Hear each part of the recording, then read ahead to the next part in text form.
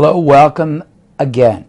Our first module was designed to get your mind in gear, to stretch your sense of possibility, to get you authentically and genuinely excited, because it's very exciting where we're going to take you over the next modules. So today we're going to start getting a little deeper, but I believe the first priorities are always to get you very solidly grounded.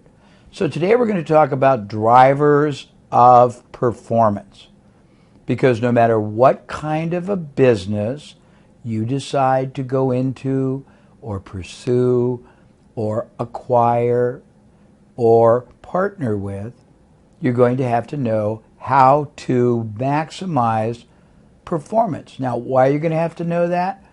Because your advantage in business, it results from your ability to gain higher and better outcome, performance, results from time, from effort, from access, meaning ads or calling on somebody one-on-one or being at a trade show.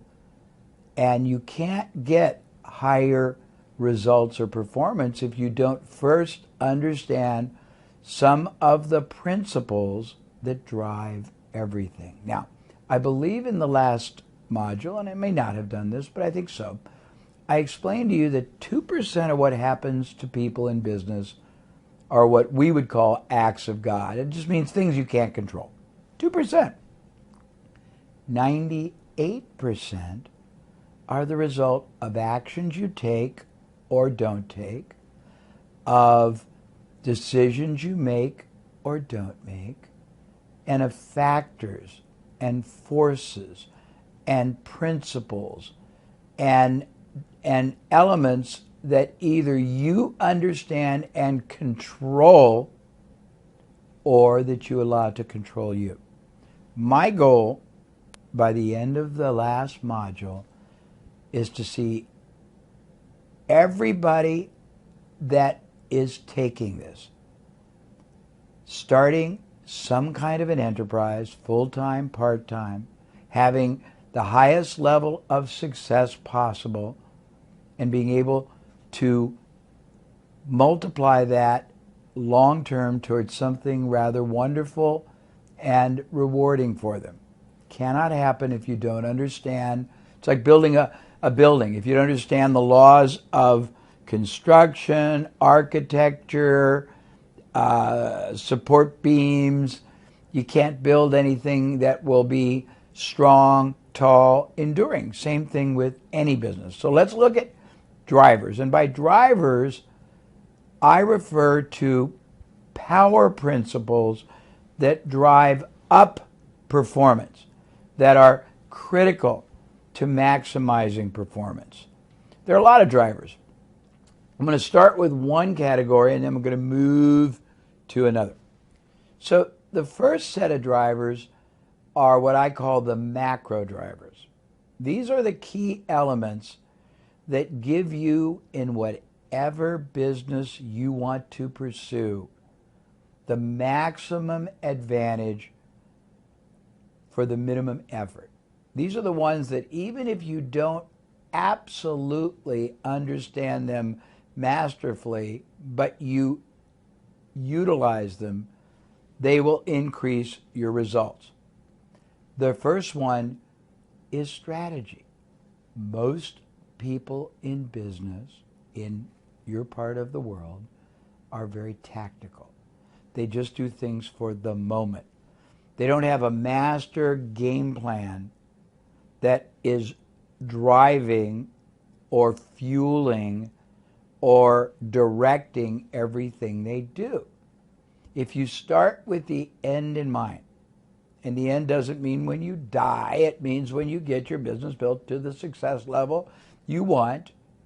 And remember, you can have a part-time business to start with. You can have a small business you're going to grow. You can have a business you're going to use as an acquisition vehicle and end up acquiring or opening 25 more, but you start somewhere. But you know where you're headed, And everything you do, every action you take, every decision you make, every activity you put energy, time, or money in is designed to strategically advance and enhance this outcome.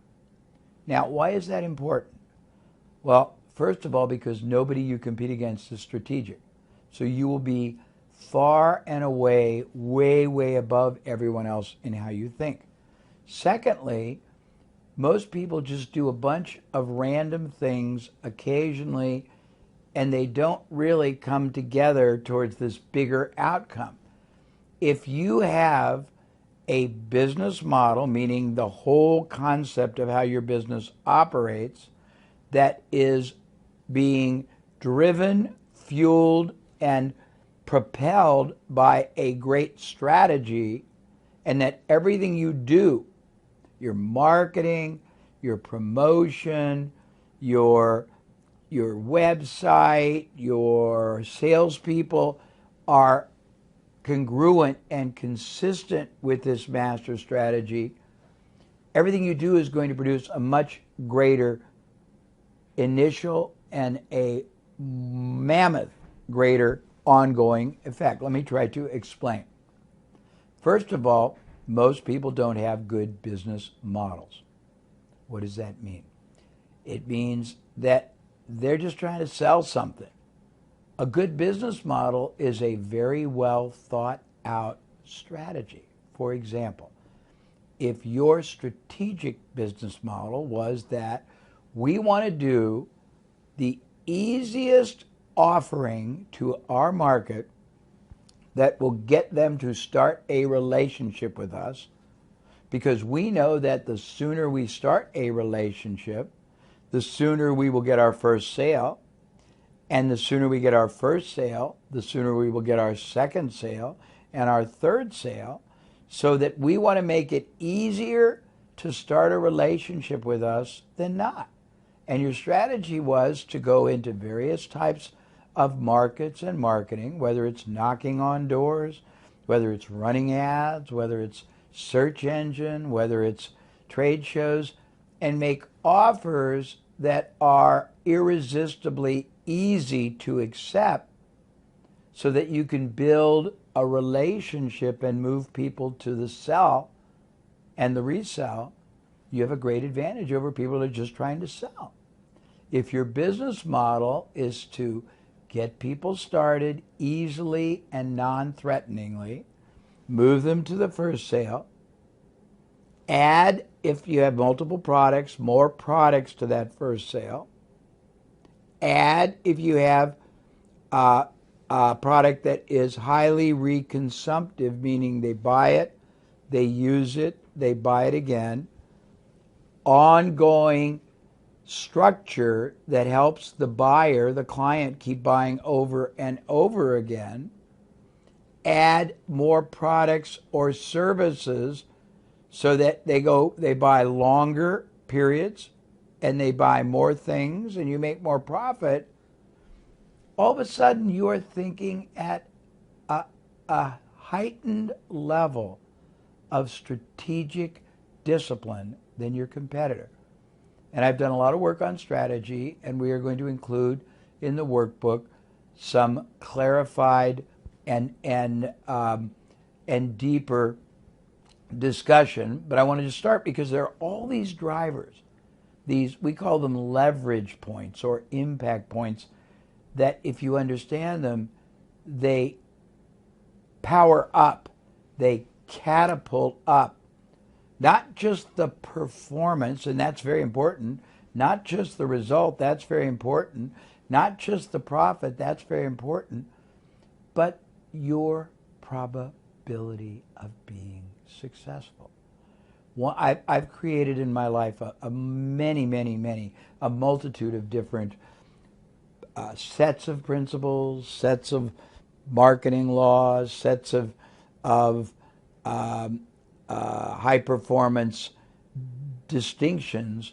But one of the ones I created 20 years ago was very simple, very self-evident, but very infrequently practiced.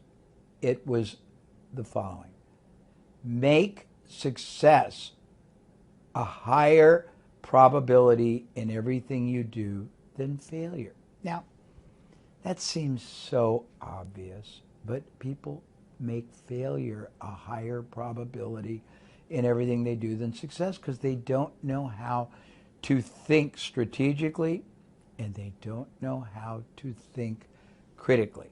By the time we are done, you will know how to do both in a masterful way. I'm not going to get into all the strategy here, but we will give you in the workbook great lessons on strategy, examples, and powerful ways for you to adapt or adopt different strategies to whatever it is you do. But the point is, if you are not strategic, the moment you become strategic, everything you do starts rising in its success, its performance, its results, its profit.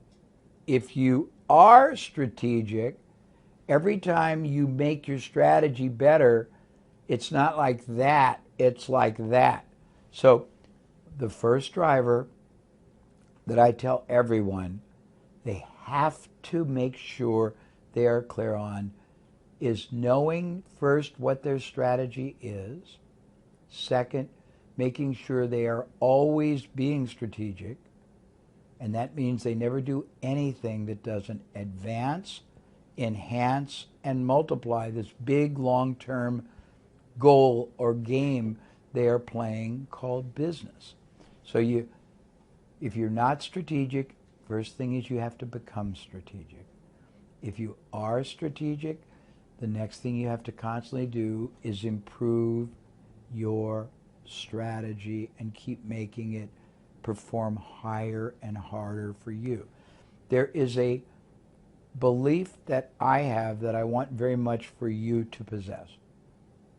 Either you work very hard for your business, which is what most people do, or you create purposely, you engineer intentionally, you mastermind thoroughly a business model strategy that works harder and harder for you.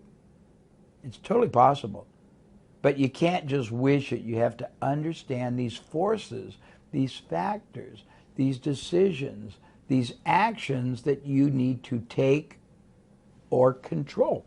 So change your strategy or become strategic, and you will positively change your results. In the workbook, there will be example, an example, an example. Next is change your marketing, and you will change your results. And this gets into a really vast area of possibility. Let me explain. Most companies, whether you're a little service company doing it part-time, whether you're a large company and you grow or buy it, they are terrible marketers. And they're terrible marketers for a number of reasons. Reason one is they don't understand the purpose of marketing.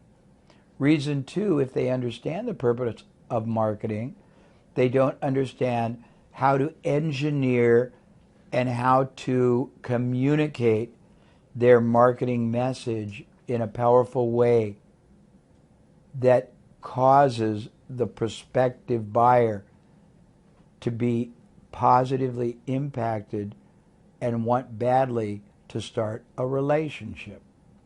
Number three, if they understand that, they don't understand how to move that buyer to take action. Number four, if they understand how to get them to take action, they don't understand how to keep them taking action. Number five, most people don't understand the laws of marketing. So let me give you a little bit about marketing. Again, we're talking about high performance drivers. Strategy first, marketing second. So let's get into this a little bit. And in the workbook, you're going to see the 3-way to grow a business model. You're going to see the Power Parthenon model, you're going to see some of the very different ways that you can apply each of the 3 ways to grow a business, and you're going to see the advanced 3 ways to grow a business, but I am going to right now share with you a little bit about that. So most people come to me and say, oh, Jay, there must be 1 trillion ways to grow a business. And my response is always, actually, there are 1 trillion tactics that are available and can be compartmentalized into 3 basic activities. There's only 3 ways to grow any business. One is you figure out how to find and convert more prospects to buyers. Number 2, you figure out when you convert prospects to buyers, how to get them to buy larger units of purchase each time they buy. Number 3, you figure out how to get buyers to keep coming back more often to buy more. And if you don't have a lot of other things to sell, you figure out other complementary products or services that you can either acquire, get rights to, do private label, or joint ventures so you have ongoing revenue. The goal of a business is not to keep finding new buyers all the time that never buy again. It's to keep finding buyers who come in, start buying, buy again and again and again. And so you have a base and keep doing it, so you keep building that base higher and higher so that you create predictable future revenue that you have certainty will keep coming in for 2 reasons. One, that's your security. That's your financial solidarity. But number 2, a business that has predictable ongoing revenue has value to others. So not only are you creating for yourself a significant income that is predictable and recurring and sustainable, you're creating a massive wealth asset that you could sell to anybody else in the future because it has predictable future revenue. Now, I don't want to get too deep because in the workbook, we show you the 3-way to grow business model, and we show you how unbelievably powerful the leverage is in working them all. Let me talk about the power Parthenon because it is equally as important, and it is very rarely understood or practiced by anyone. So the power Parthenon is a very simple but a very powerful way of not just doing business, but owning the category of business you do. And what does it mean? Most businesses that I have looked at worldwide remind me of a diving board. And I'm going to do a visual, but you'll go to your workbook. So a diving board is here's a pedestal, here's the board. The board is the revenue. It's the turnover, whatever you call it there, that people generate. The pillar that supports the board is the one singular way of selling or marketing that most companies do, and it's different. Some have sales forces. Some go to trade shows. Some run ads in magazines. Some do pay-per-click or SEO. Some do, I don't know if they do direct mail anymore in your country, but some do direct mail or catalogs. Some have distributors. But most companies have one primary approach or source of doing business, and that's it. If anything happens to that source, the competitor pays more to get access to marketing, or a competitor hires away your top salesperson, or your top salesperson quits and either does something else or quits and competes against you, if that's the only way you're doing business, you're compromised. So what I try to get everybody I ever help to do, and I'm going to be heartfelt to get you to do this with any business you start, create, buy, partner with, is to create multiple pillars that reach your target market from many different ways. In your workbook, there is a very strong example, and it's just for reference. There's lots of ways you can do it, but if, for example, you started your business just by either having yourself or someone else be the salesperson, and that was the only way you generated business, you would want to try to add many more approaches, and let's call them pillars. One approach could be online marketing.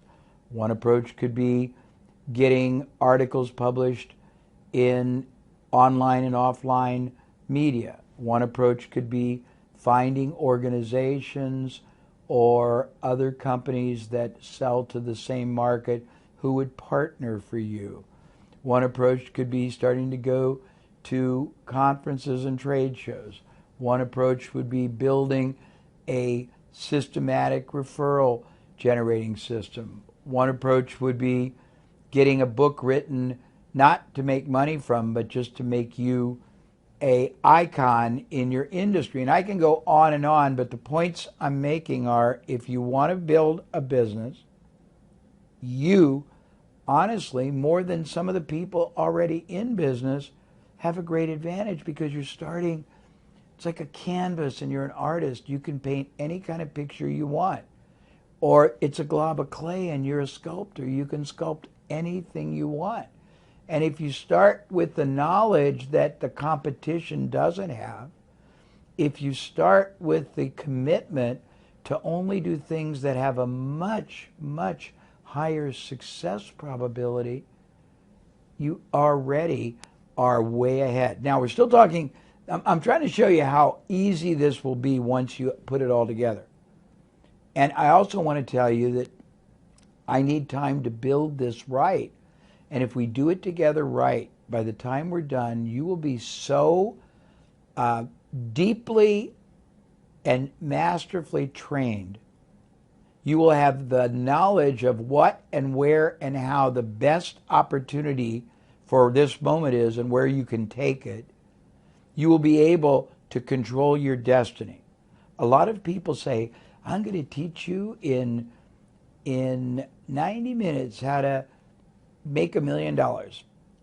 That is not a true reality. I'm going to teach you through the modules we will go through together and the workbook we have created to support you, how you will absolutely and positively have the certainty of creating something wonderful for yourself. But I have to be very clear.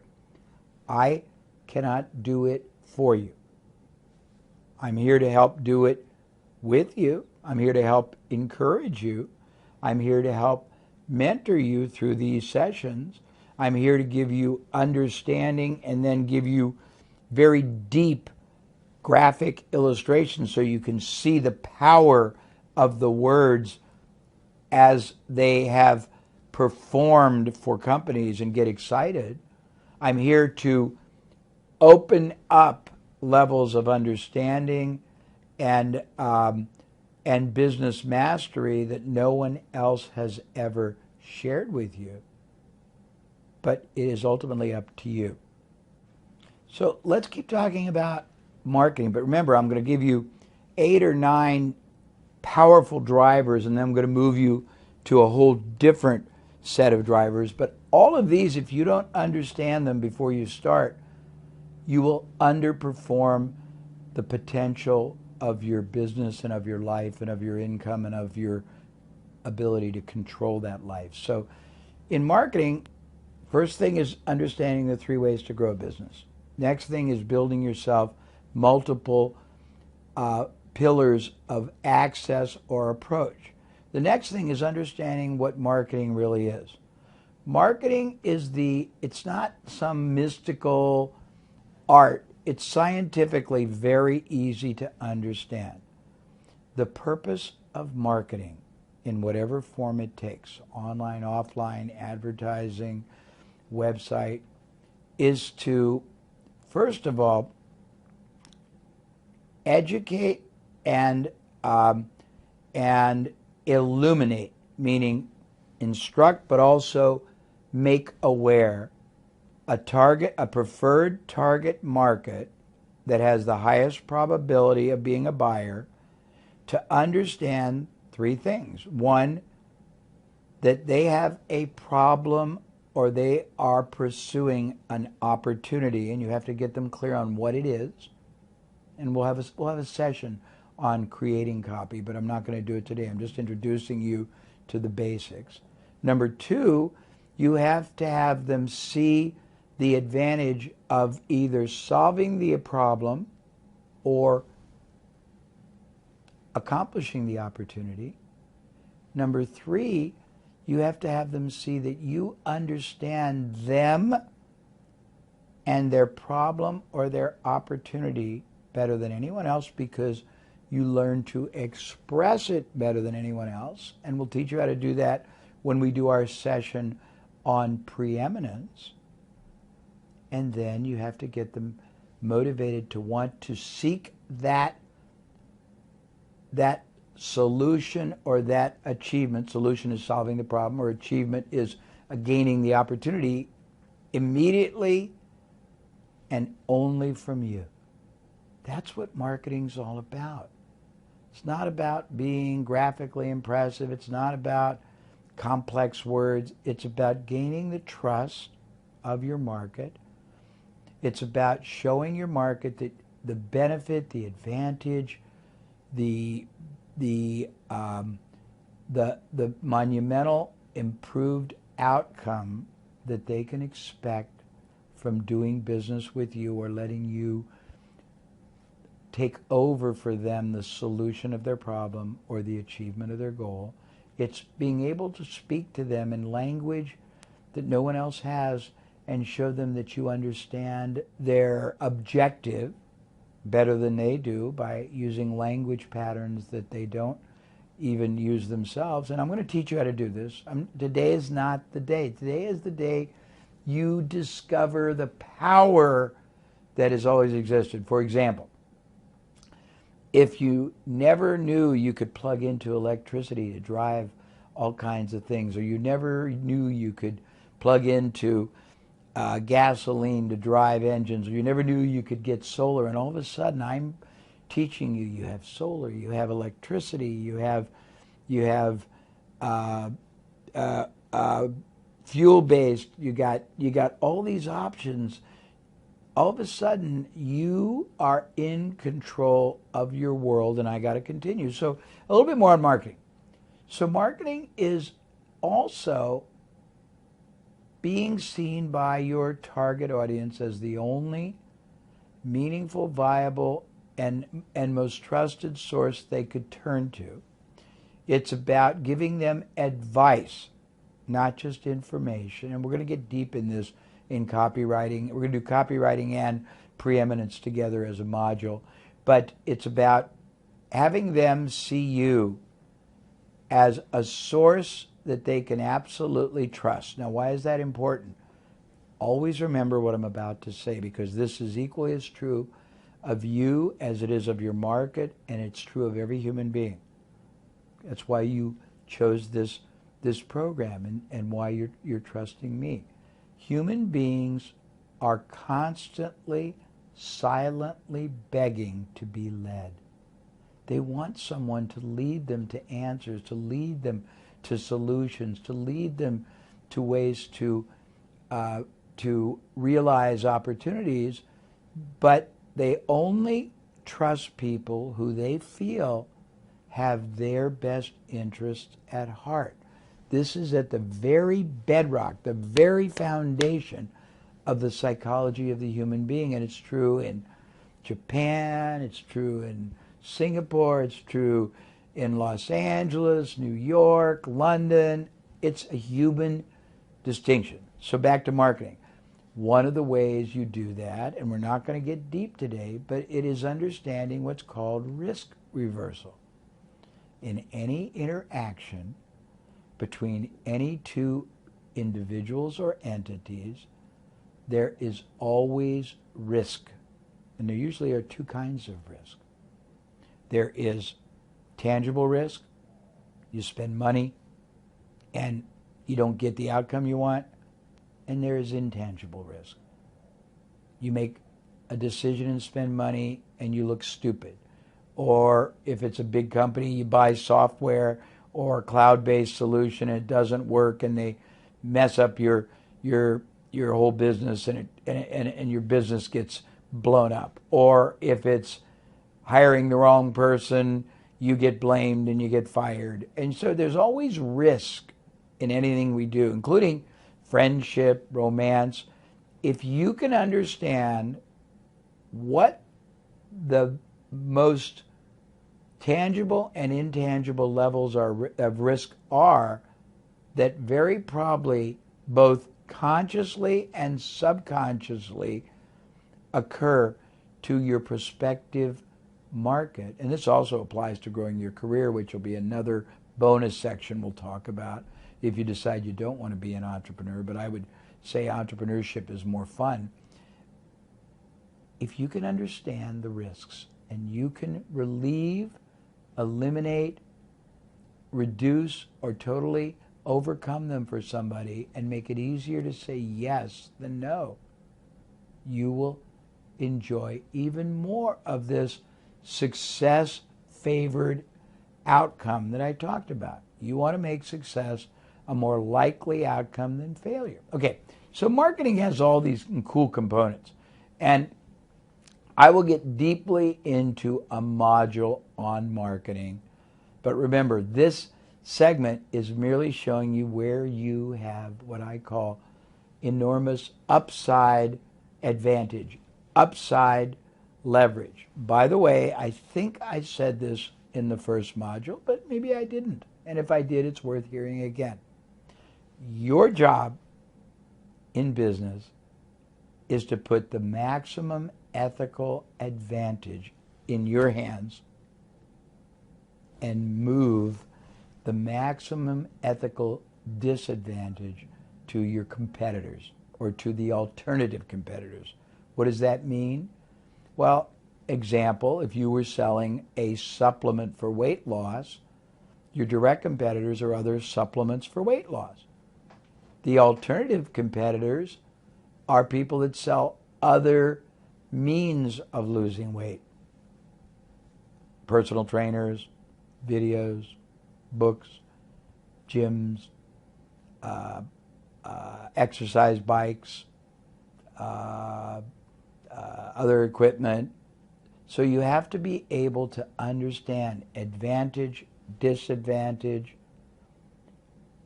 opportunity, problem solving, both. And this gets into marketing. But I don't want to get deep into marketing, believe it or not. This is just the outer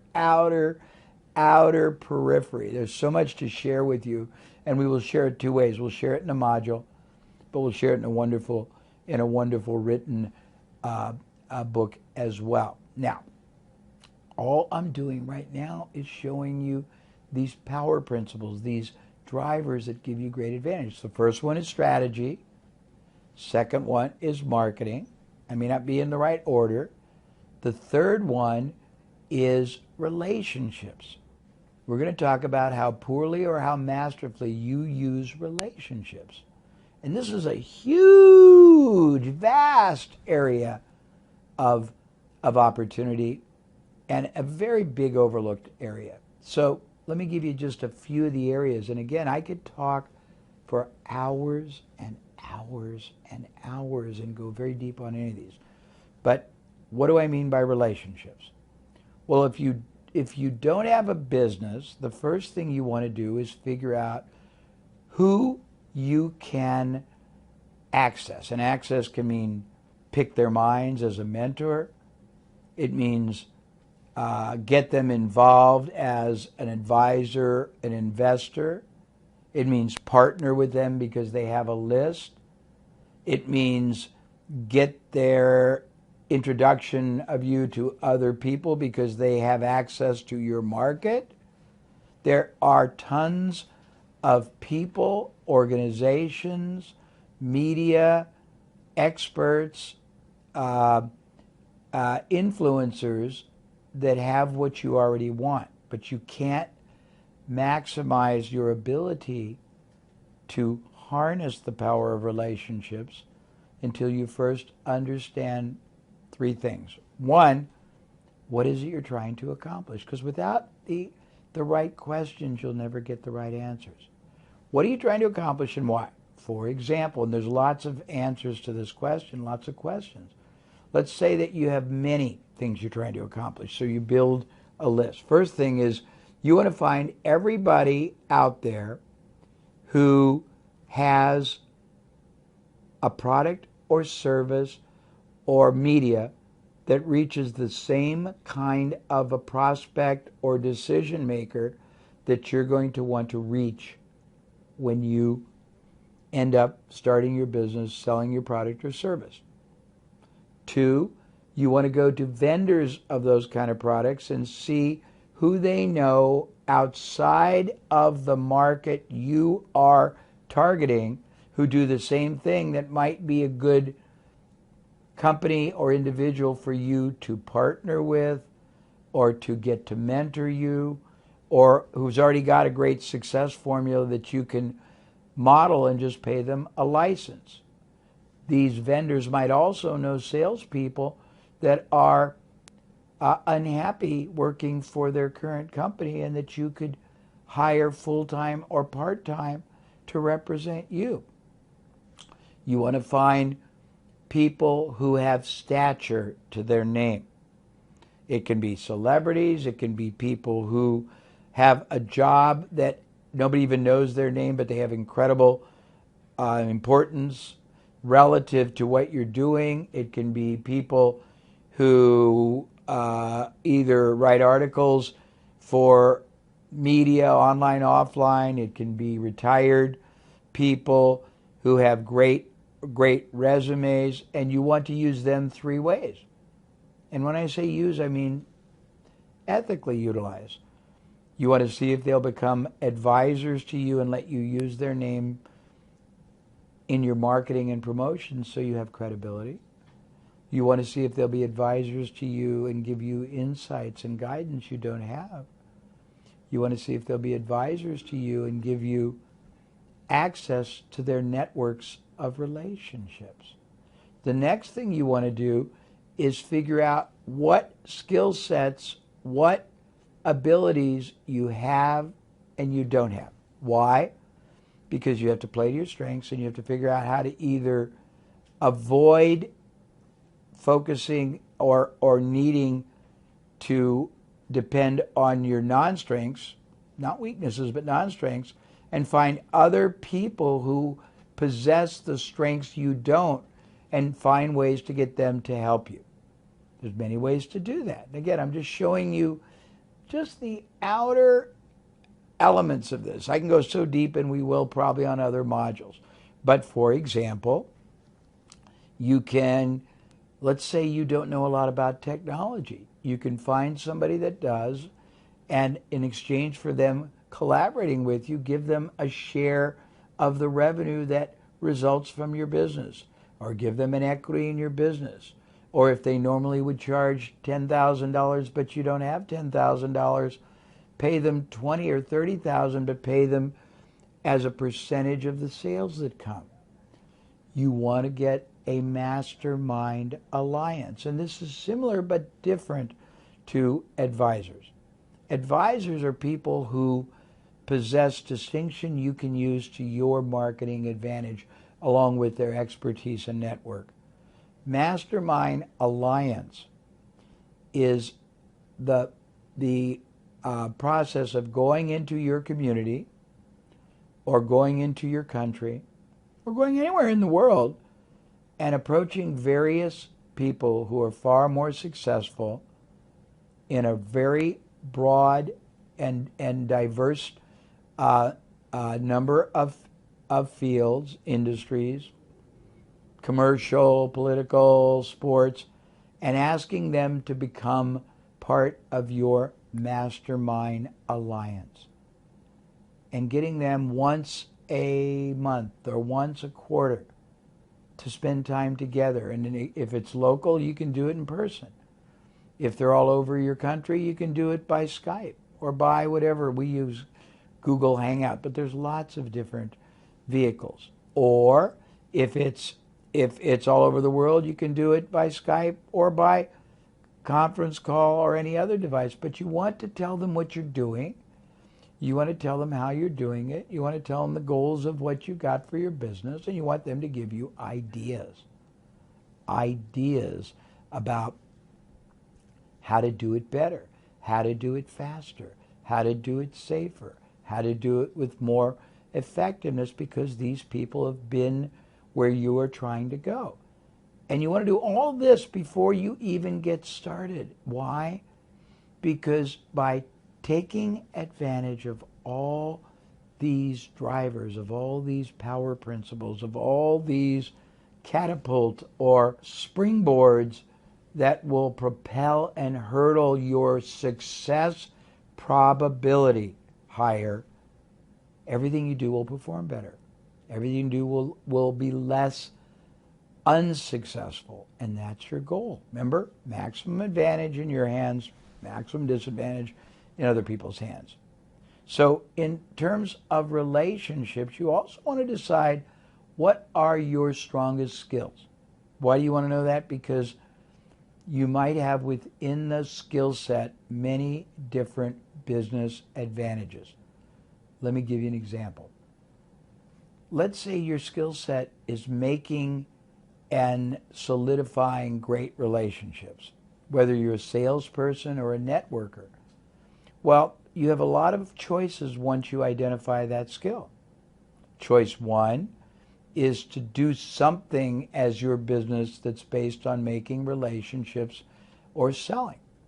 Choice two is taking that skill set to another business that doesn't possess it and working out an arrangement where you do that for them, but you don't just get paid a salary or a commission. If you do it successfully enough, you earn ownership in the business. You earn equity. Another approach is to take what you do and find other people that do what you don't do and bring them together for a business. But you can't do any of this until you identify skills and non-skills. Let me continue on relationships because it's really amazing. If you start a business, or you can go to anybody's business, if you analyze three things: where they get their buyers, how many different, let me see if I can use the simple terminology, how many different buying cycles there are within their buyer base, and I'll explain this in a minute. And finally, concentrations of types of buyers that that company doesn't know about. You can help them specialize. Let me give you an example. Most businesses don't have a clue of the following. They don't know what kind of buyers are the most valuable. They don't know what sources of buyers are the most valuable. They don't track what kind of buyers buy the most often or buy the most things, what buyers are the most profitable. And why is this important? Because all buyers are not equal and do not deserve the same amount of attention or investment. But you can't know until you analyze. Most people don't analyze. And when you analyze the data, and the data means you look at the buyers that a company has. You go to a company and say, I'm going to find you hundreds of thousands or millions of dollars of opportunity you didn't even know exist. And as you're doing this, you're learning how to do it for all kinds of other people. You're learning where you can do it permanently for that company or lots of other companies like it around the country, around the world. But here's what you will find. You will find that certain types of ads or certain types of marketing or certain sources of marketing produce either a higher or a lower quality of buyer. This is very interesting. Certain kinds of marketing may actually produce somebody who's more profitable right away, but that buyer may not buy as many things for as long a time as somebody that came from another source. And if you don't know that, you might think, hey, the buyers from this magazine are great, when in fact they're only great because they make you profit one time, but they don't buy over and over again. Another source of buyer, maybe trade shows or your blog readers, might be less profitable initially, but buy more things more often for longer, but nobody knows that. Finally, you might have a category of buyer. Maybe for whatever reason, the product or company or product or service that a company, and I'm assuming you're working with another company because you were talking about starting a business, or you're looking at buying someone's business, so you want to analyze this before you buy. They may accidentally and unknowingly have a huge number of doctors as their buyers, even though they don't sell to doctors intentionally. Well, if that's the case, you know that that product or service really appeals to doctors. You can start targeting doctors. But this concept of relationship leverage, of maximizing relationships, is profound. It's enormous, and it goes even deeper. You can go to anyone and everyone you know and ask them who they know, and then you fill in the blank because it depends on what you're doing. If you're going to start a business from scratch, who they know who would be a good prospective buyer or client for you, or who they know who would be a good prospective investor for you, or who they know who would be a good introducer for you to other people that would be good buyers. And I can just take this concept, it's like a font, it's like a fountain that has cascading flows, and it's just infinite in what you can do with it when you understand it. And again, I can go deep and long. I could speak for 2, 3, 4, 5 hours just on relationship, but we're talking about levers. Strategy, marketing, relationship. The next is capital. And capital means many things. How you spend your money first. And why is that important? Because if you only have a finite amount of money, or you have no money, how you spend it makes a big difference. You spend it wrong, or you pay it out too fast, or you pay too much, or you pay to the wrong people and don't get the outcome. Two things happen. One, your business might fail before it starts, or the business you buy might fail. Second, even if it works, you might be accepting a fraction of a fraction of a fraction of the result that you could be generating. So you have to look at where your capital is being spent, how it is being spent, and then how it could be better spent.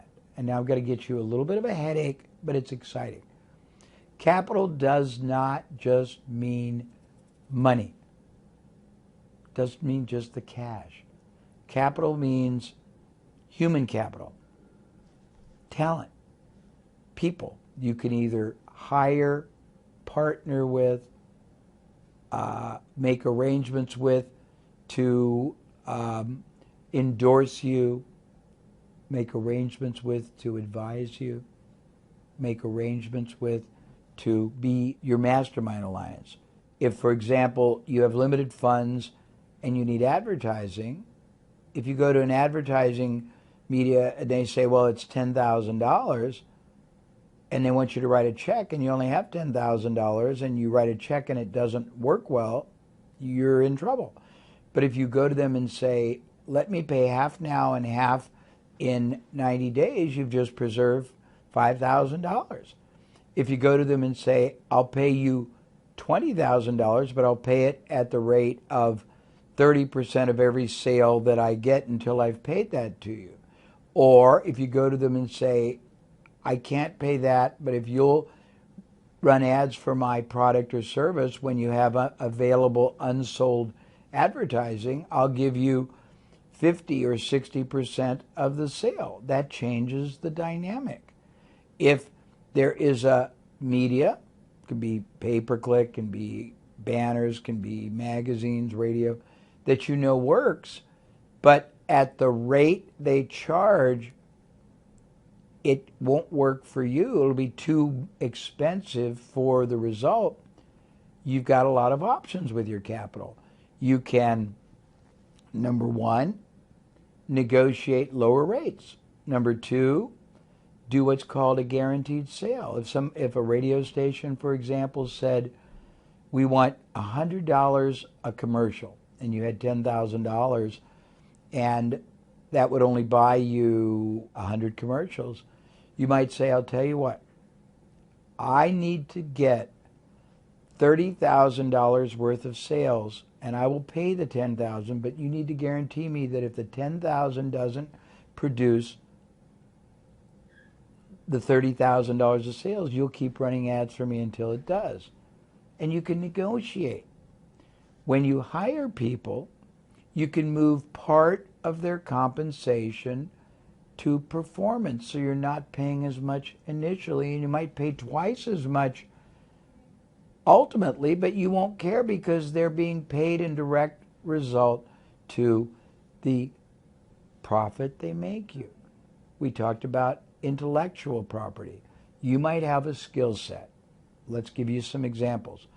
You might be better at selling a certain industry, a certain kind of product or service, and you can take that skill set and offer it to a lot of other people that want to use it and have them pay you a fee plus a percentage, whether you sell it yourself or whether you teach their people to do it. You might have a technology that you've created that can be repurposed to lots of other industries. You might be able to go to companies outside of the market you want to target for whatever business you either want to start or buy, and you might be able to arrange to use that other company's proven selling system or advertising or operational system or inventory control system. It just gets very exciting because you do not have to do anything on your own, and you do not have to spend money you don't have. You don't have to spend money unwisely. You don't have to spend money at all if you understand these options. And when I say capital, capital is money. Capital is opportunity cost. What does that mean? It means when you finally complete the modules in this program, you will realize that you have a number of options, opportunities, possibilities. For example, you can look within and say, here's my skill. I'm going to start part-time a service where I make my skill available to other either consumers or companies. And then you could say, I'm going to do that and either grow that, or I'm going to do that until I grow $100,000 so I can buy another business. Or you can buy a business that is struggling, but you analyze they have terrible marketing, they don't use their relationships, they don't try to get their buyers to buy easier, buy more things, buy more often, and you can acquire that kind of business not for writing a check right now, but for paying the owner a larger amount than the business is worth right now, but paying him or her out of the revenue you generate once you take over. You can buy into a business by adding more revenue streams or profit centers. As I said, if a company doesn't have a sales force and you can sell, you can go and say, I'll build a sales revenue stream and I want half ownership in all the profit that comes from it. You can go to a company that has an extraordinary brand but does not use the brand in as many ways as they could or should. And you can say, I want to create new applications or new ways to use your brand. License people, create products or services that take advantage of the brand, create products or services we can sell to your distribution network. I can go on and on, but the important point is you will have so many options that the most important decision you will make is opportunity cost. What that means is here's where you are right now. When you realize what's possible, you can be, and this is as high as my short arms will reach, but I'm trying to reach to the ceiling. You can reach for the stars long term, but trying to catapult is hard. Taking easy, safe, high success probability steps are extraordinary. And once you understand these leverage points, these drivers, then you understand your options.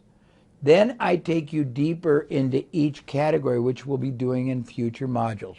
Then you understand marketing really deeply. Then you understand strategic alliances really deeply. Then you understand how much power you really already possess. Then you understand how to take advantage of all these factors and forces. The most important decision you will be making is what is the best use of my opportunity cost right now. And opportunity cost for your purposes means a number of things. If you want to start part-time, it means what's the best area I can pursue part-time, either using my skill or using my capital or using relationships that has the highest success probability for the time I can invest, because you may not want to quit your job right now, or you may be in school. Second opportunity cost is if I'm going to start a business from scratch, what business could I start that has the biggest gaps, the biggest voids in the market, and where I can take the greatest advantage? Number three, if I'm going to buy an existing business, what business can I bring the greatest advantage to with the least amount of capital?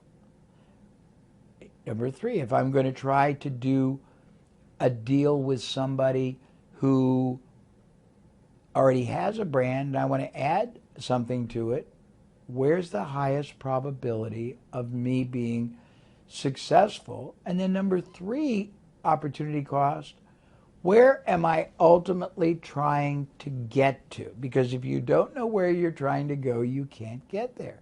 And again, today I'm just trying to show you what's possible. But you can go a lot of places. You might say, I want to start with my skill part-time just to make money to buy a business. And I want to buy a business in a market that's very weak, there I can bring marketing advantage, strategic advantage, relationship advantage. And then I'm going to buy more of them with the profits so I can build a little mini empire. You might say, I'm going to buy a business.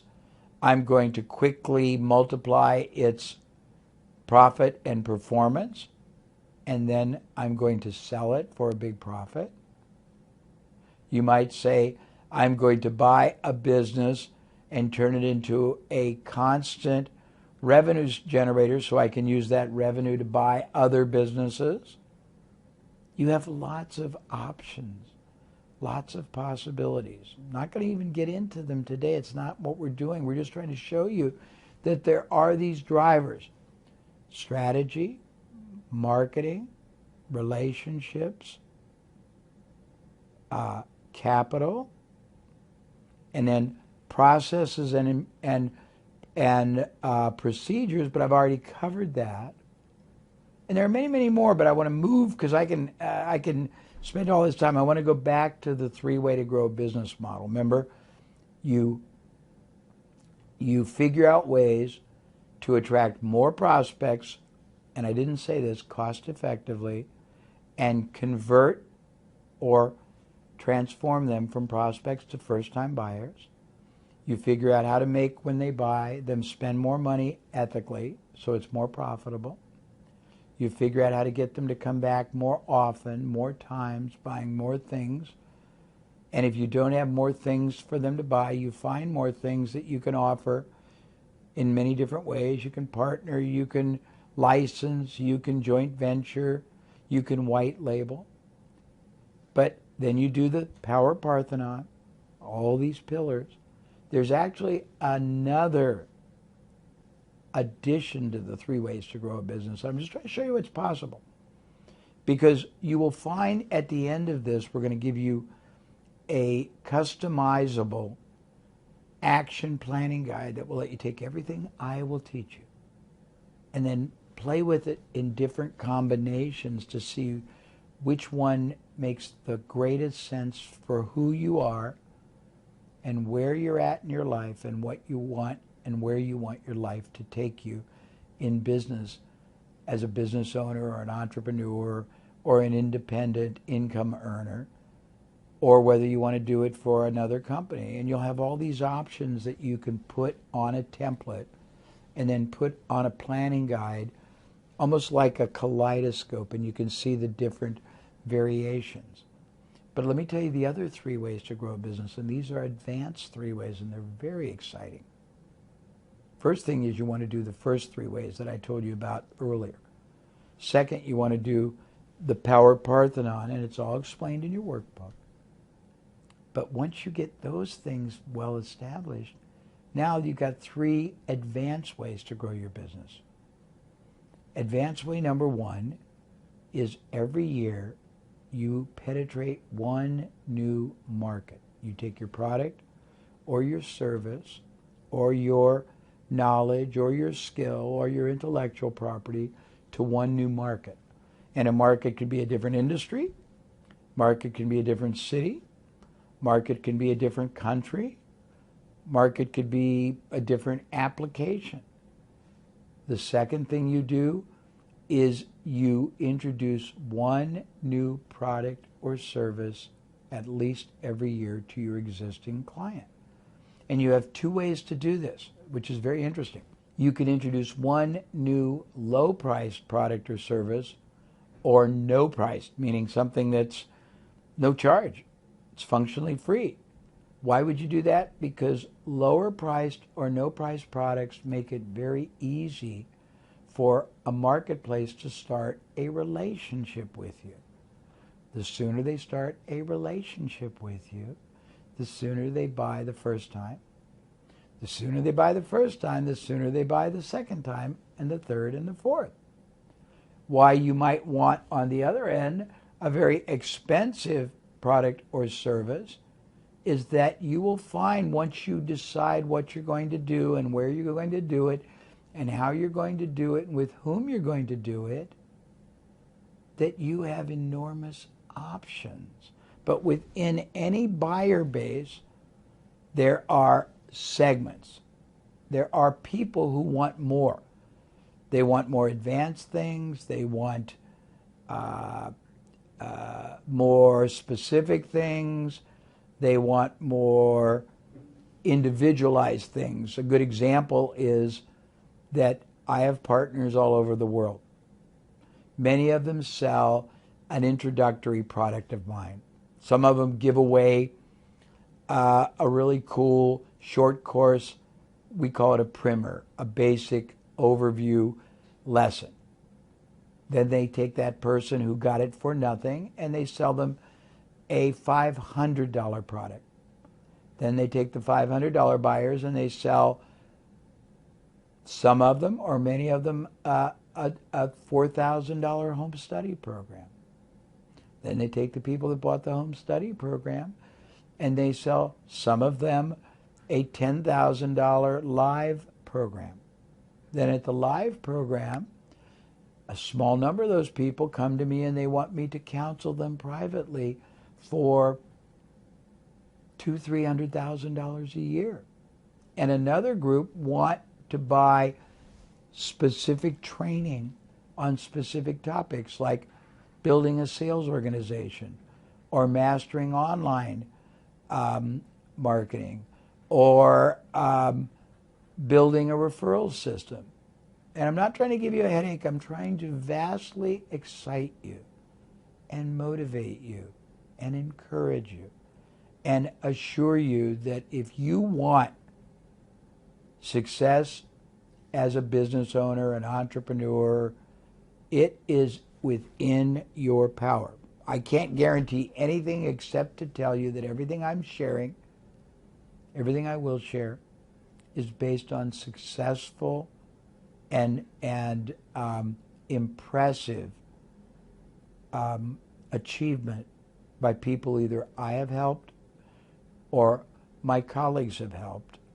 So what you do with it is up to you, but you are being given not at all theoretical and not unproven, but very, very, very powerful education, understanding, instruction, and mentorship that I can promise 99% of all the business owners in your country don't have. I can promise that people starting a business won't even understand, and I'm just getting started. In deeper modules will take you even deeper. The third advanced way to grow a business is every year to acquire either or both a similar business in the same field that you can buy not for writing a big check, but for paying the owner out of the profits. And why would they accept that? Because when you combine two businesses, you can eliminate a lot of the overhead of the one you buy. If you've got a billing department, if you've got a shipping department, if you've got a manufacturing department, if you've got a customer service department, if you've got a showroom, you don't need two. So if all of those areas are expenses right now for a company that's a good company, but a company that's struggling, if you bought that company and combined their buyers that you don't have with your buyers, and you eliminated 90% of the overhead that they have, you'd make a very unprofitable or low profit business very profitable. And you can do that over and over again. It's just one of many things you can do. Another thing you can buy, and I'm trying to not give you a headache but get you excited, you can buy a business that is what's called a feeder, or is fed by the business you are in. And this gets into relational capital, which is a very big subject that I want to take deep and broad in an entire module. I don't want to go deep today. But if you think about whatever business you want to start or whatever business you want to buy, you've got to think of what else do people buy before they buy that product or service? What do they buy at the same time they buy that product or service? What do they buy after they buy that product or service? And what do they buy instead of that product or service? It gives you a lot of possibilities. Once you identify those possibilities, you now have a number of other businesses you can acquire or start that either would feed your business, because they will bring people to you who are ready to buy your product or service, or your product or service is the first thing they do when they're buying something else, so you can feed that business, and it all becomes synergistic. It all becomes connected, and everything feeds one another. And I'm giving you very cool thinking, and it may seem like too much, but please don't get overwhelmed. I'm giving you the vastness first, then we'll break it down into little parts, then we'll evaluate at the end everything we've learned, then we'll figure out how to take what we've learned and do like a Rubik's Cube or a kaleidoscope and give you the understanding so you can figure out exactly and precisely and joyously what to do first and where you want whatever you do first to take you to long term. So please, please, please just enjoy this process, because I'm not trying to confuse you. I'm trying to excite you. Now I'm going to teach you another group of drivers. These are skill sets you need to either possess or master or acquire through partnership or association with others to be a great entrepreneur. One, we've already talked about. You must become masterful at understanding and harnessing the power of marketing. It's too big of a subject to get any deeper than I introduced here. We'll do a whole module on it. The second is the ability to sell. And sell sounds like a manipulative concept. It really isn't.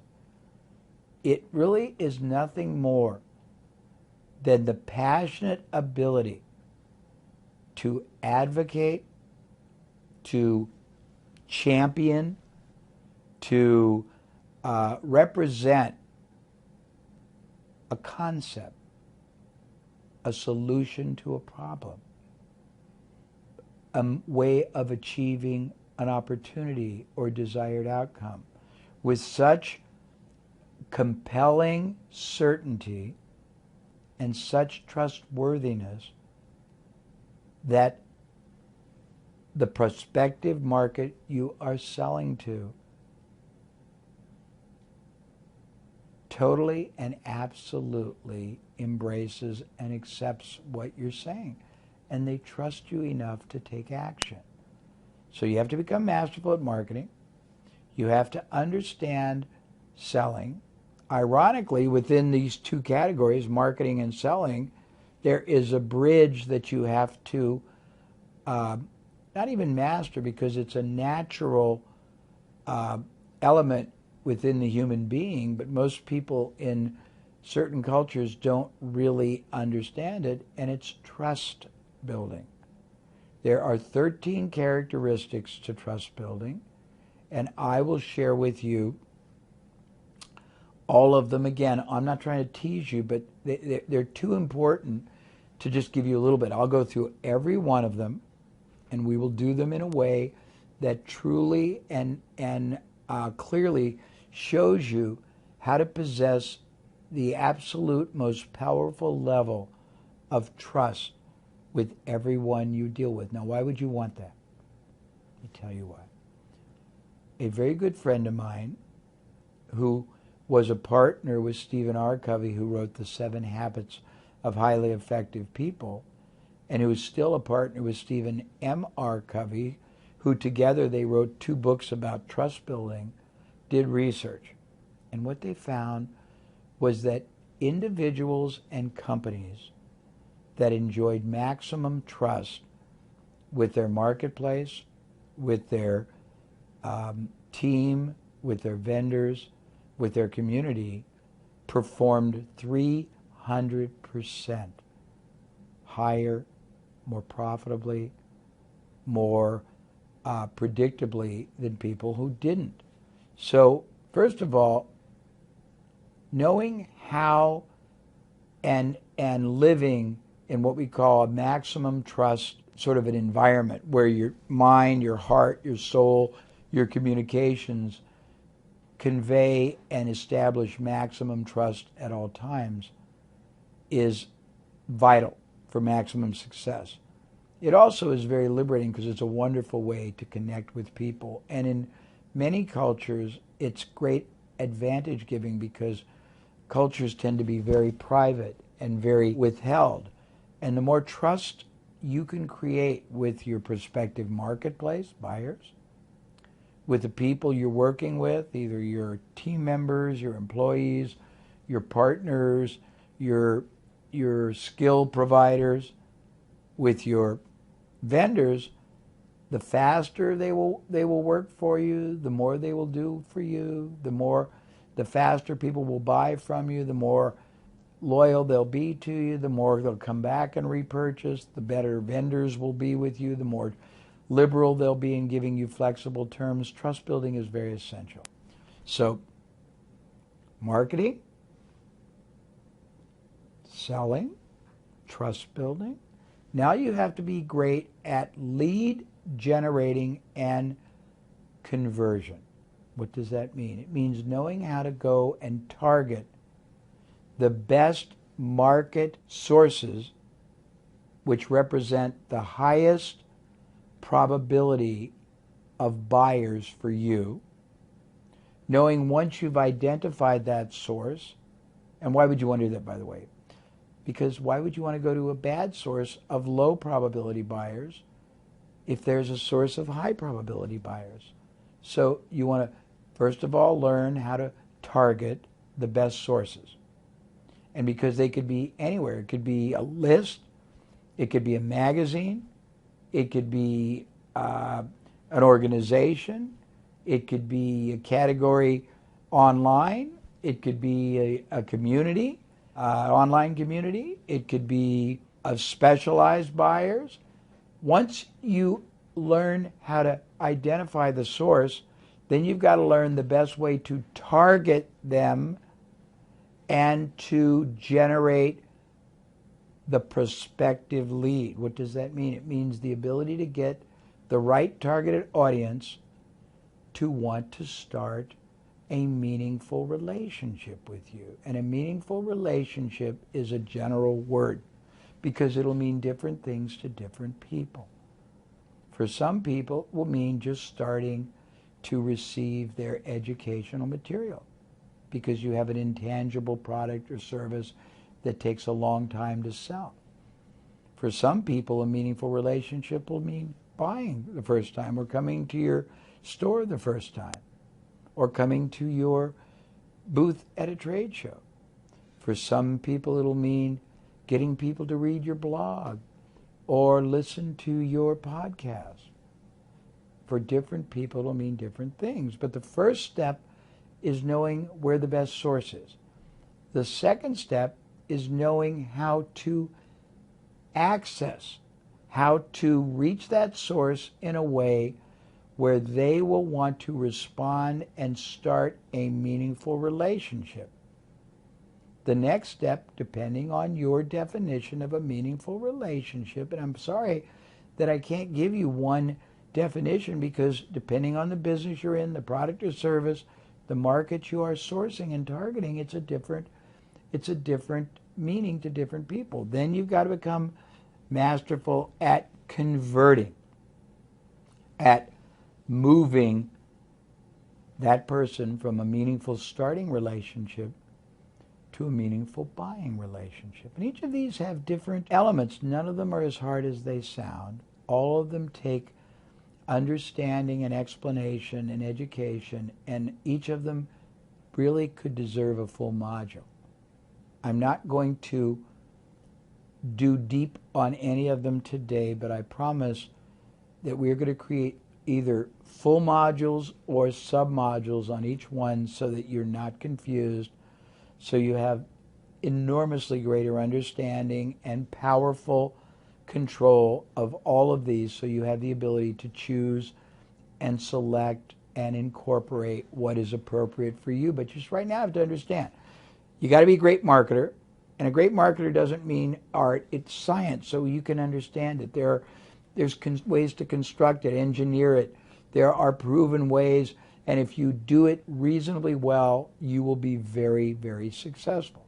You've got to become a masterful sales and trust building, and that's not manipulative, so don't be at all intimidated or concerned. You've got to be masterful at targeting the right source, at moving that source to want to take action to have a meaningful relationship. You've got to become masterful at turning the first level of meaningful relationship into meaningful purchase. And then you've got to become masterful at knowing how to sustain and continue that purchasing relationship so that the investment you have made in targeting them, in moving them to a starting relationship, pays dividends and profits over and over and over again to you for an enormous period of time. You do that by understanding the power and the driving principles of marketing, which I will share in a module, of trust building, which I will share in a module, of qualitative advisory consultative selling, which I will share in a module, of targeting source, of stimulating and motivating the right, most probable source to want to have a meaningful starting relationship, of moving them to an ongoing relationship. And then you've got to learn the art of what is called upselling and downselling. What does that mean? It means that all buyers are not the same, and all buyers' needs, requirements, and desires are not the same. So if you treat them all the same, you are doing them a disservice and you are doing yourself a disservice. Why? Because some people are going to want more quality, more quantity, more combinations. Some are going to want more but can't afford more, so they're going to want to start with less. You have to understand that there are different stratas up and down the buying process that you have to make available, because different people are at different points of progression, of desire, or of ability. And ability can mean the financial ability to pay or the consumption ability to consume. I may not be ready for a full course on change management, but I may be ready for a book and a video that gives me the foundation and the fundamentals. So different people are at different places, so you have to know how to sell more things to the people that are ready for a lot more, how to sell less things to the people that would love to buy your major primary offer but either can't afford it or don't have the time or yet the motivation to do it. And by the way, I think there's 4, there might be 5 as I list them, categories of markets that you have to understand. That's why you have to source the best market, not the worst market. One market is people who are unaware of what you've got, or of you as a company, or you as a service provider, and uninterested. The other would be people who become aware but are still uninterested. The other ones are people who become aware and are interested but aren't ready to buy. The others are people who are interested and ready to buy but need you to provide the bridge to purchase and repurchase. And I'm just trying to give you these wonderful power principles that you have the ability to command. The next thing you have to become masterful at is both repurposing and referrals. They're different. Referrals mean if you're in a business, you start a business, you buy a business, you buy into a business, and that business sells products or services that many people should be and would be comfortable telling other people in their lives or in their businesses or in their families or in their churches to buy from you.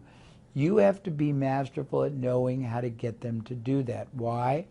Because a referral-generated buyer buys fast, negotiates little, buys more things, buys more often, is more enjoyable to work with, is more profitable, and costs you nothing to acquire. A marketing-generated client will cost you money to acquire. A sales-generated client will cost you money for a commission or a salaried salesperson or to go to a trade show. A referral-generated client will cost you nothing, and the more you understand referral marketing, which is an entire module because there's 93 ways you can do it, and I will teach it to you, the more powerful you will be. Repurposing means what else can you do ethically with either the buyer after you've sold them everything you have to sell them, or the prospect who didn't buy from you. It can be complementary products or services. It can be additional products or services. It can be literally competitive products or services, but you have to know how to repurpose. Why? Because you might make more money on repurposing than you even make on selling your basic product or service. You might make money from people who don't buy from you, but you can introduce them to alternative products or services that fill the same need. These are the basic drivers. The key point to this module is about power.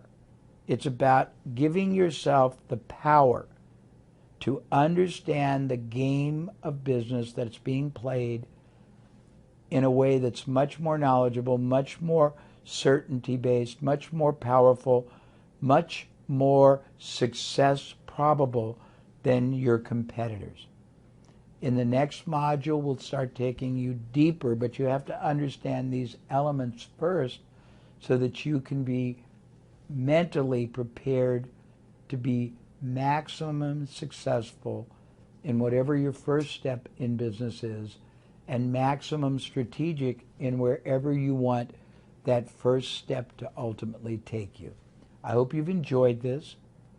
It was not intended to confuse you. It was intended to liberate you and get you excited. So thank you. And I look forward to the next module we share together. This is a wonderful journey we're having, and we've only just begun. Trust me, by the time we're done, you will know what you should be doing, how you should be doing it, where you should be doing it, why you should be doing it, and where whatever you decide to do can take you long term, and you will be in control, and you will have the power, and you will make decisions that are highly success probable, not failure probable. Thank you.